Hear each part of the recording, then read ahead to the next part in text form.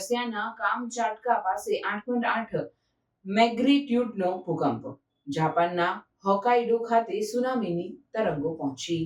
રશિયાના કામચાટકા દ્વીપકલાના કિનારે 30 જુલાઈ 2025ના રોજ પરમાણુ 8.8ની પણ ભૂકંપ આવી, જે બીજા વિશ્વયુદ્ધ પછીનો સૌથી જોરદાર ભૂકંપ ગણાયો છે.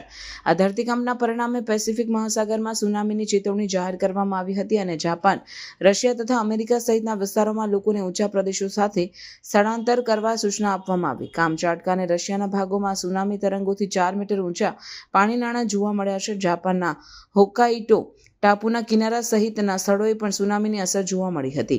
જાપાનના હવામાન વિભાગ અનુસાર હોકાઈડો વિસ્તારમાં 60 સેમી જેટલી ઊંચાઈની સુનામી તરંગો પહોંચી ગયા હતા. તાજી સ્થિતિને લઈને હુકમ આપવામાં આવ્યો હતો કે કિનારાના લોકો ઊંચા સ્થળે જ પહોંચે અને કેટલીક ઘટનાઓમાં લોકો અમુક વિસ્તારોમાં ઇમારતોની છત પર જમા થઈને સુરક્ષિત થયું હતું. હજુ સુધી કોઈ મોટી જાનહાનિ કે નુકસાનના સમાચાર નથી આવ્યા, પરંતુ કર્મચારીઓને પુનઃ ચેતવણી આપી છે કે આગળ દરમિયાન વધારે મોટા તરંગો સંભવિત છે અને સાવચેત રહેવું જરૂરી છે.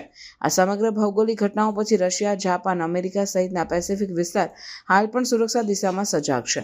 તેમની સરકાર અને અધિકારીઓ પરિસ્થિતિ પર નજર રાખી રહી છે અને કિનારા નજીકના રહેનારને દૂર રહેવા ચેતવણી આપી છે.